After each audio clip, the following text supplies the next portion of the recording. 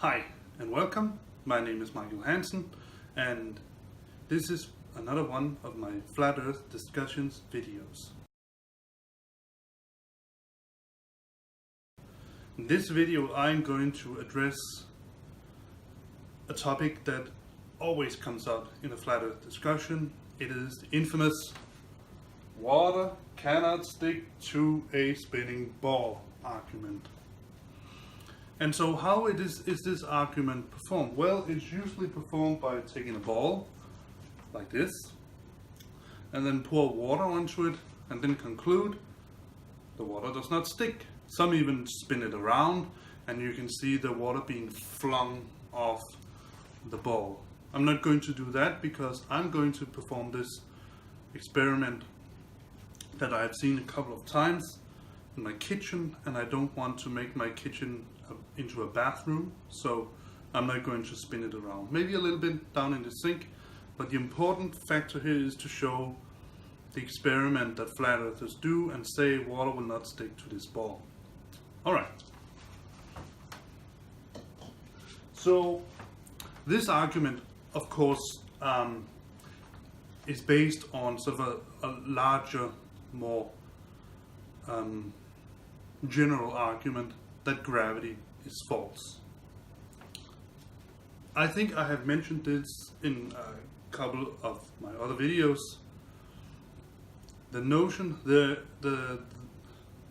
postulate that gravity is false is by definition stupid. It is silly. It is silly beyond belief. Why? Because we have two kinds of gravity, if you will. We have gravity as our name for it, our name for the phenomenon. Which came first, I'm not going to go into that. Some could also call it mass attraction or anything like that. But gravity is simply a name we have given this phenomenon. And what is the phenomenon? Well, it is the apparent conclusion that if you drop something, I'm going to take this pacifier, yes, I have small children, and drop it, which often happens here in our apartment, it falls to the ground. Now, Flat Earthers has all kinds of explanations. It is the interaction between density and buoyancy and those sort of things. I'm not going to go into that. We're going to keep it completely simple and forget the explanations and just use the arguments, the phenomena itself.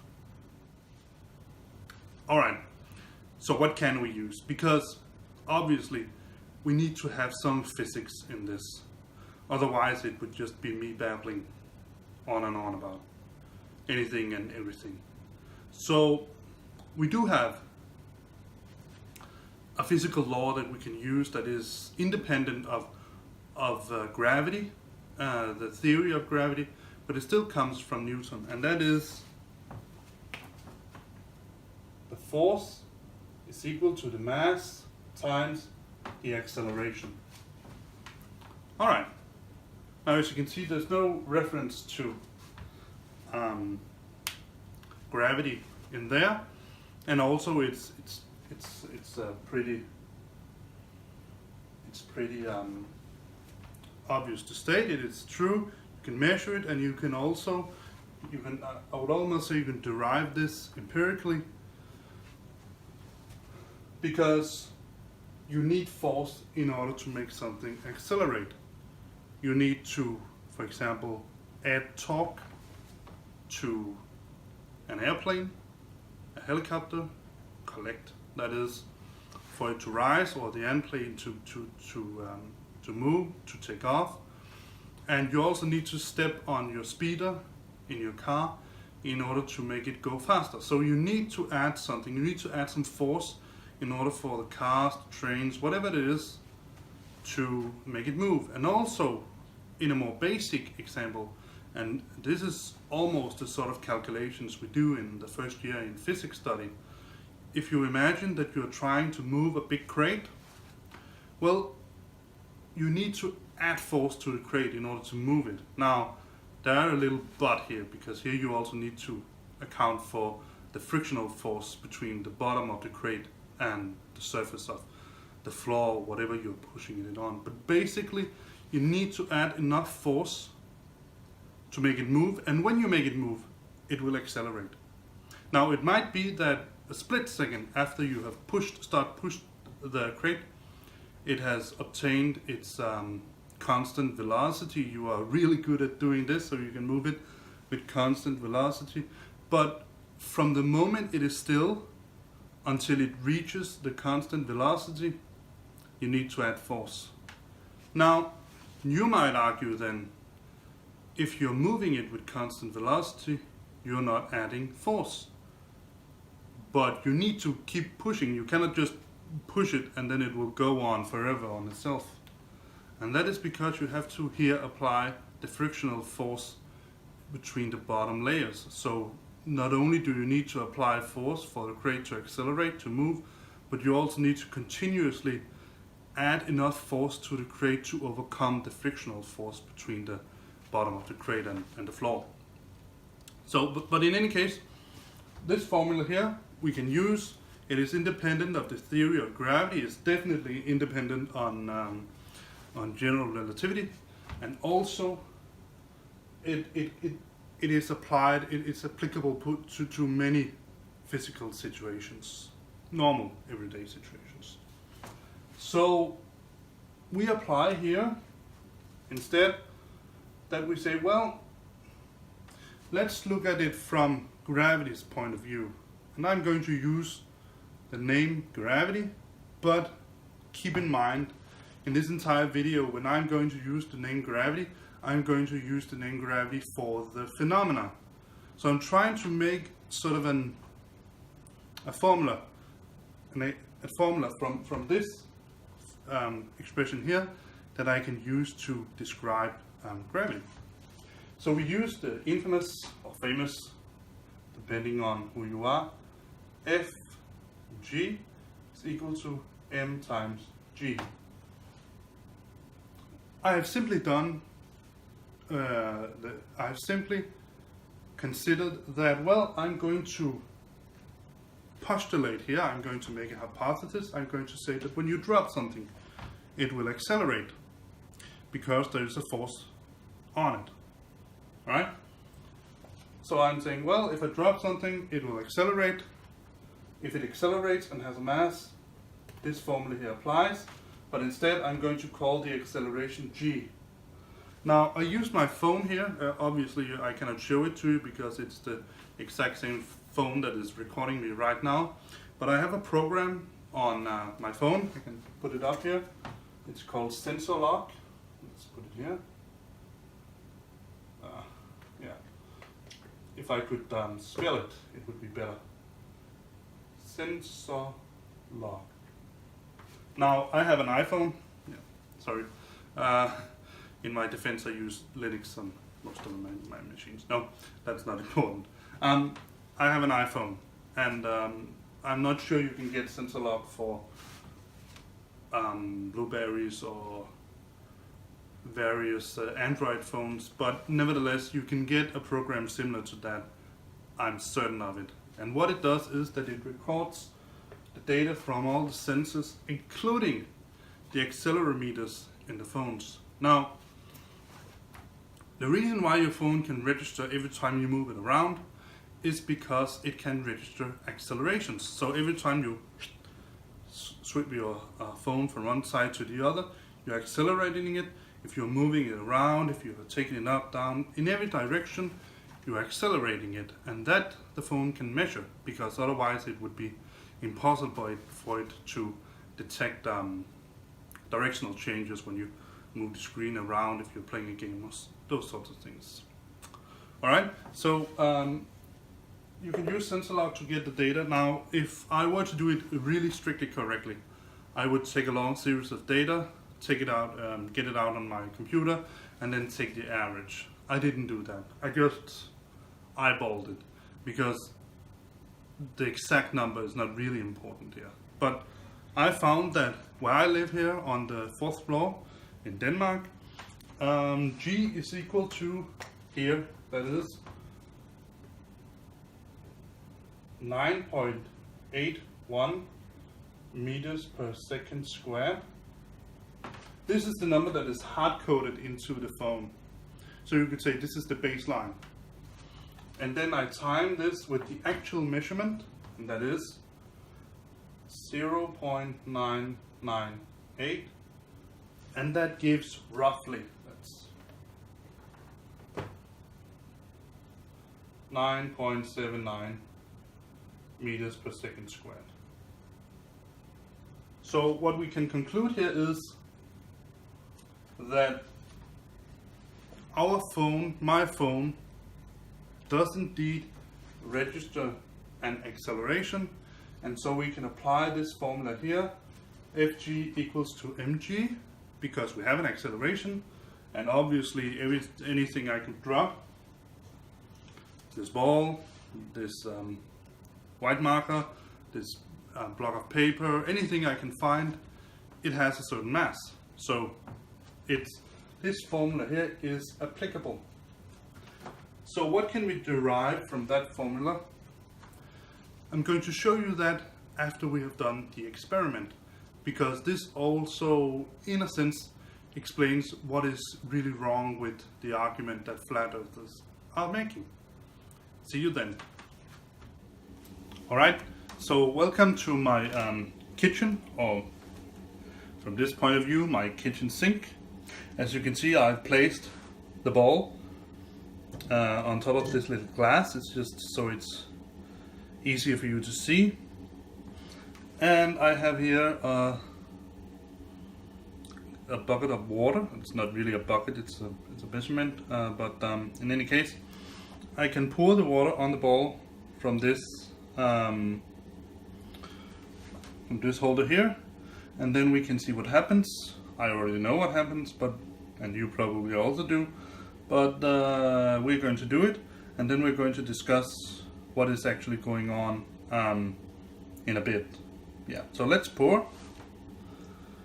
And as you can see, as I certainly expected, the water does not remain on the ball, right? It goes on, goes down. It even goes through and into the glass. It's actually a pretty impressive,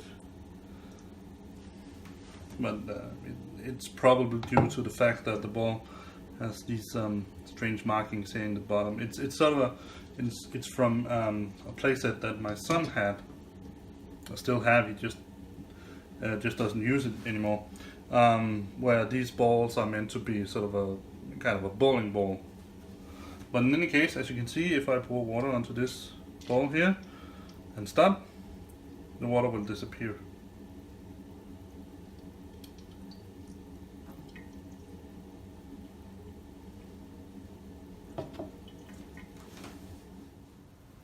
Alright, we're back again in the living room where I'm recording this. We have left the kitchen, we have left our experiment as we saw. Perfectly true what flat earthers claim in this regard.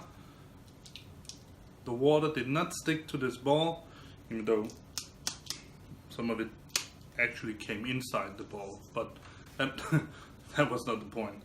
Water did not stick to the ball. Or did it? Let's think about this. Let's do some numbers. Alright, we're going to erase this. And just keep in mind that we can actually use F equals mg Fg. Alright, so one thing that we need to consider is what we're comparing. We're comparing, if we assume the Earth is a sphere, we're comparing a sphere with a radius of 6,300 kilometers with a little ball with a radius of roughly 4.5 centimeters. It has I sort of eyeball measured the diameter to be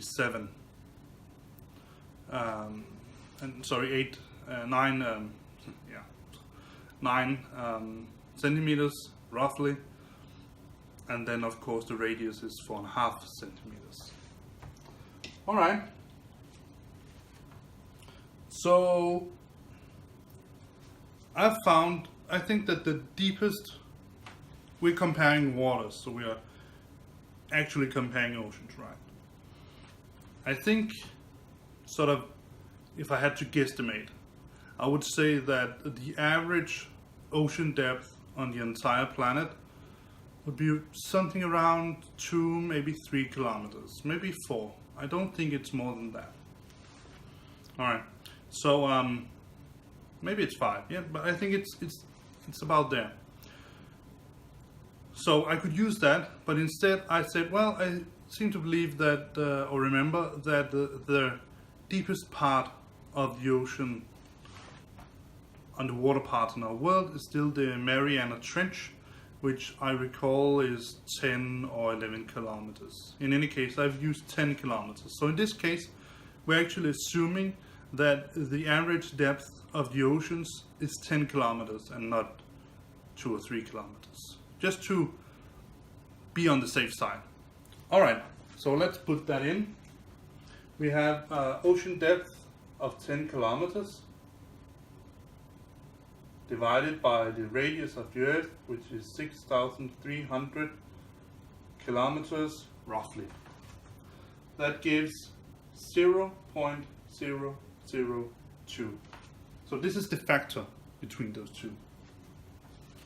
So we have this ball here with a radius of 4.5 centimeters. That is 45 millimeters. And we're going to apply the same size measurement. So we're going to make them comparable. That is, I need to divide the 45 millimeters with 0.002, and I found that to be 0.09 millimeters. So it's almost 1/10 of a millimeter. I would argue that when I pour water on this ball, I simply cannot measure, I cannot see if there's 0.09 millimeters of water actually sticking to it. Of course, this is it is in a sense completely irrelevant, because in this case we would be talking about the surface tension in water. This is what makes water stick to a droplet instead of flatten out. This is what happens when you pour water into a glass. You notice that the surface of the water is not completely flat, but it sort of rises along the edges of the glass. It's because of surface tension in the water between the molecules. So this is what we would be dealing with here. But just to get an idea of the sizes and comparing the sizes, we would actually have to argue that there would, on this ball, no circumstances in anywhere on the ball, be water with a thickness or a height above the ball with 0.09 millimeters. I don't believe that. So this is one thing. The other, well, this is where I think flat earthers are inconsistent in their arguments, because this is actually staring us right in the face every time we do this experiment. Every time. The completely obvious observation that, again, I'm going to use my trusted pacifier here. This pacifier sticks to the surface of the Earth. It is obvious because when I drop it, it sticks. It doesn't float around midair or go up again or anything like that. It sticks, right?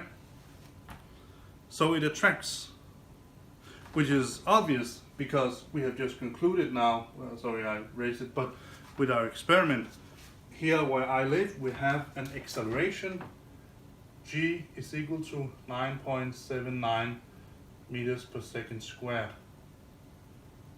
So if we even if we decide that we're not going to use gravity as a theory, we can simply conclude that whatever it is here on Earth, something is making this pacifier accelerate towards the Earth with an acceleration of 9.79 meters per second squared.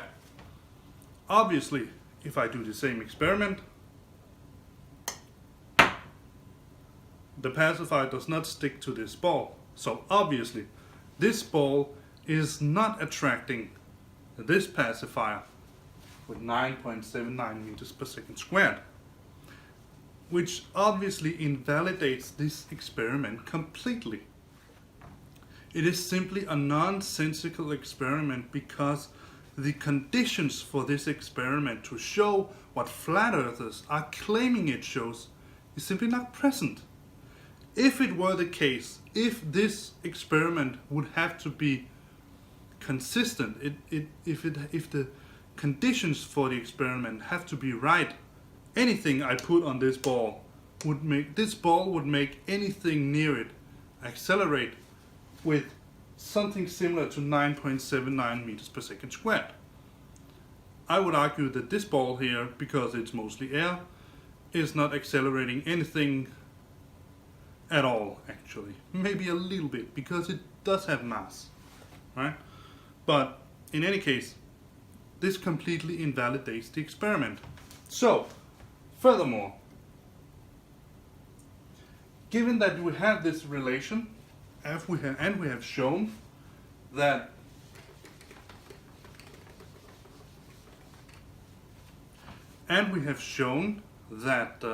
it is true, because we have shown with the foam that whatever it is we have here on Earth, things with mass, things that weigh something, and that's basically the same, but things with mass, we can observe that things with mass will accelerate towards the Earth with 9.79 or 9.81 actually meters per second squared, depending on where you live. That is obvious. We can observe it. We can actually derive it empirically. We don't need the theory of gravity to derive this. The interesting thing is that we can actually derive the 9.81 meters per second squared using the general formula of gravity from Newton, but that's not the point here. The point is that we can derive this empirically by simply making experiments. We can also derive that things with more mass is pulled more by the Earth. How can you do that? Well, simple experiment. You can use, and anyone that has gone fishing knows this. You can use this little spring weight, spring measurement tool to find out how much the fish weigh. So how does it do that? Well,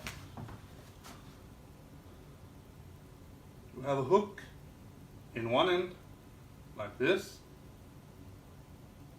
and then you have another like this with a scale on. Now this scale can be in kilograms. It usually is. If we use them in the physics lab, we get it in Newton. And in general we say that, I think it's 10 Newton is equal to 1 kilogram of, so 10 newtons of force is equal to 1 kilogram of weight. So inside this measurement tool here, and I'm going to try to draw it, is a spring. This spring, and obviously again we can make simple experiments. We can take this measurement tool and then we can pull it apart like this, and we can feel with our own hands. Then in order to take the spring, the measurement tool apart to get it to show larger readings, we need to apply force.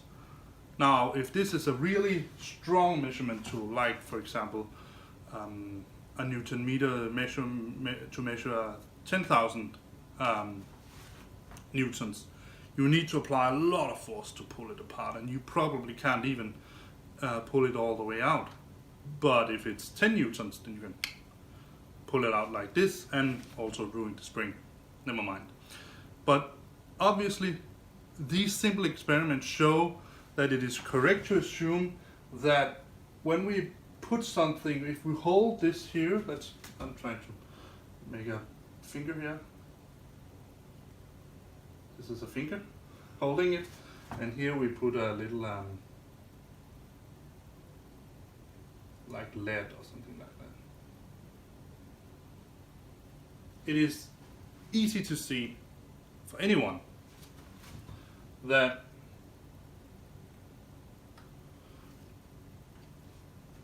if we put more lead on the measurement tool, it will show a larger force. So again, from here we can apply that this is true. And if we do it, if we know the mass of something, and we can find that also, and if we can measure the force, we can also derive G from that. But never mind, this just shows that in sort of a simple spring loading mechanism here, the more weight, the more mass we put on the spring, the more Newton, the more force it will show, aka the more weight we have. This also applies to me. We don't have a kitchen weight in our, or a bathroom weight in our apartment for some reason. But I think it's because the last one we had stopped working and we just haven't gotten around to buying a new one, but they're not that expensive, so it's not the lack of money that does it. I think it's simply a lack of time to children, jobs and all that. It's not the top of the priority list. Anyway, yes, when you stand on top of a bathroom weight, it is obvious for anyone, especially one with children, that if you take, I have a 6-year-old boy, if he stands on the bathroom weight, it will say, I think it's 35 kilograms. And if I stand on the bathroom weight, it will say 100 kilograms, roughly, maybe a little more. It's there about. And this relation here applies again. So from that we can say, well, my son has the mass of, let's say, yeah, let's just say 35 kilograms. Now here's the thing, because in everyday life when we talk about weight, we talk about kilograms. So many kilograms meat. If it's in the US, it's pounds, I think it's called, LBS or something like that. Doesn't matter, it's a unit, all right? But in physics, when we talk about weight, we talk about Newton.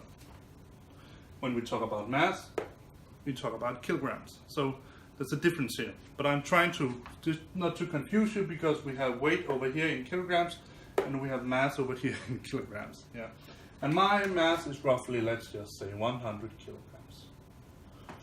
So obviously you can see that the force on my son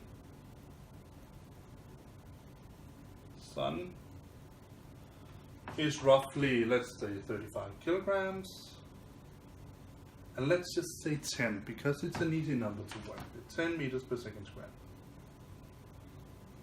It is 350 newtons. And you can quickly see that Fg for father is 1,000 kilograms. Sorry, 1,000 newtons. Like that.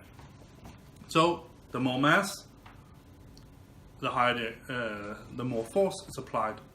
Or you can reverse it to say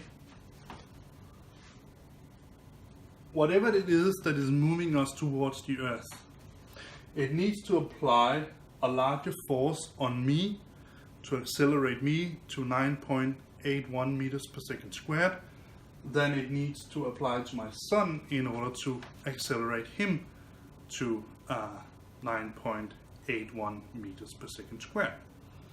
But we can just conclude that the gravitational acceleration, or the acceleration that we can measure, is 9.81 meters per second squared. Alright, so where am I going with this? Well, the flat Earth key argument is that the Earth cannot possibly be a spinning sphere because there's no gravity. There is, but and obviously because there's no gravity, because general relativity and Newtonian gravity is false, a spinning ball cannot retain the water on it. It would simply be flung away. No, because we have just demonstrated by using formulas that we can derive, or at least show to be true empirically using experiments, that the larger mass, the larger force. So if we have an ocean with a mass of, I don't know, let's say 10 to the third kilograms, maybe 10 to the fourth, something like that, we would have a much larger force on it. Because the Earth, whether it's flat or spherical or whatever it is, we can observe that it's going to attract something, this ocean. Let's just erase that. It's going to attract this ocean in order for it to accelerate with 9.81 meters per second squared. And in order to do that, it needs to apply a force that is comparable with the mass of the ocean. And since the ocean we're talking about is pretty big and it consists of water, we actually know the density of water, and we know the volume of the ocean, so we can find the mass. And without going into any further details, I can say it's a pretty big number. And as we have shown here, the more mass, the more force. So therein lies the inconsistency in the flat Earth argument. First of all,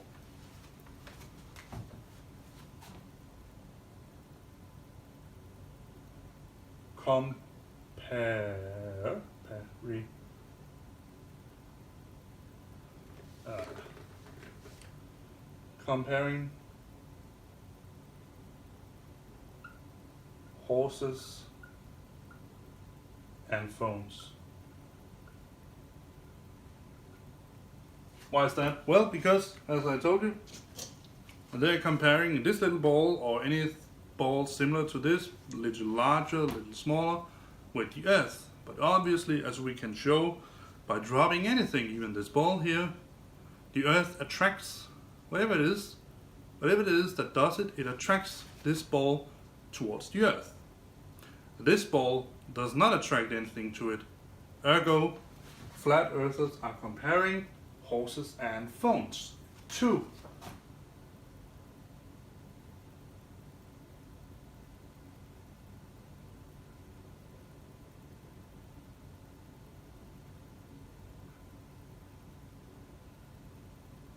Gravity still works. And why is that? Well, because as I've shown you now, even if we take away all the explanational parts of gravity, the theory of gravity from Newton, general relativity, anything like that, we still have some basic concepts that we can use. F equals ma, g is roughly equal to 9.81 meters per second squared, and obviously this can lead to Fg is equal to mg. It's the same formula, I'm just calling the acceleration g, and I've measured it, so the acceleration is 9.81 meters per second squared. And in order to make measurements to conclude that this is not specific for my phone, we can drop other things. We can drop phones with different masses. We can drop a large bowling ball, a large lead ball, anything like that, just with roughly the same size, right? And we can see that they all accelerate with 9.81 meters per second squared because they hit at the same time. So from that alone, we can say, well, even if we assume the Earth to be flat, even if we assume that flat earthers are correct, that the theory of gravity, that the explanational part of gravity is wrong, a spinning sphere would still be able to retain the water on it, because we can see that the world we live on is able to do that, simply by doing these very simple experiments and measurements. The assumption that F equals ma, I would argue that any flat earther claiming that you don't need to use force in order to accelerate something, and that force is depending on the mass you're trying to accelerate, haven't tried to move anything in their life, because they would essentially say that whether you were trying to move a jumbo jet or a mouse, it would be the same. It is not. It is definitely not. You need more force to move something with higher mass. It's obvious. So F equals ma, right? And we can reverse it. We can sort of change it around. We just call g, we call the acceleration g instead. And then we say, well, let's assume that g is the downward acceleration towards the Earth, because we can see things falling. We measure it and find roughly, I found 9.79, but it might be a little bit wrong because I didn't do the real routine you should use in order to get such a result. So, from these things alone, we can say, well, if we have my son Simon with a mass of 35 kilograms, the force needed to accelerate him with 9.82 meters per second squared would roughly be 350 newtons. And I would argue, definitely, if I had a 1,000 Newton measurement tool and I could hang my son in that tool without hurting him, it would say roughly 350 Newton. I'm certain of it. Depending on I got his mass right, of course, but let's just assume that. And also, so if we have an ocean of, I don't know, let's say 10,000 kilogram mass, the force of this ocean is probably much more, would be 100,000 Newton. So the Earth would try to accelerate, no matter whether it's round or flat. The Earth would try to accelerate this ocean with 9.81 meters per second squared, or 9.79 if the ocean were contained in our little apartment here. And that force would be 100,000 Newton. So there's a difference in the forces, right? And that says that a spinning sphere without using Newton, without using Einstein, would still be able to hold an ocean on it, spinning. Flying around the sun, spinning around the center of the galaxy, it would still be able to do that because it can apply a force that is great enough. Simple as that. Now, you might be wondering exactly where this inconsistency is. The inconsistency is that flat earthers claim that gravity is wrong, is incorrect, but they forget to think about that what they are saying is that the explanation for gravity is wrong. That might be correct, that might be incorrect. I would argue that the flat earth argument or explanation for gravity is definitely wrong. But the theory we have about gravity right now, general relativity, is a good theory, it's a good explanation because it is consistent with a lot of observations lately, gravitational waves. But there might be a better explanation in the future, just like with Newton. But even if we assume, even if we assume that these explanations are wrong, the phenomena of gravity still has some properties, and those properties make gravity, the phenomenon, able to retain water on a spinning sphere. Because we can compare this force here with what the force of the centrifugal force would be, and see that water would not be flung off, even if we leave out all the explanations. So I hope that you feel that I now have made a reasonable, consistent, and reasonable argumentation that the flat Earth argument that gravity is wrong, there is no, what is it they call it, invisible force keeping water on the Earth, is wrong.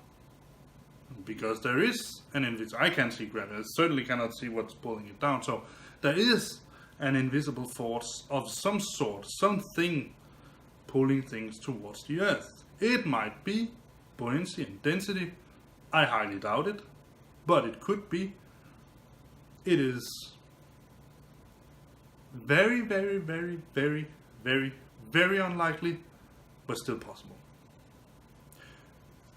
It could also be something else, but nevertheless, it's there. There is this phenomenon. So when flat earthers say that a spinning sphere like the Earth cannot retain water on it because gravity is fake, it's false. But again, still acknowledge that there certainly is something pulling things towards the Earth. They just call it something different. They are completely inconsistent. It doesn't add up. It would be like saying that they don't believe in light, but still they can see things. It's strange, right? That wouldn't make sense either. They can say that, well, the current explanation for light, that is electromagnetic waves and particles, photons, is wrong, but claiming that light itself is fake, because light is also a phenomenon. It's what we call the fact that when I turn on the lamp I have over there, I can see things in my room. Simple, right?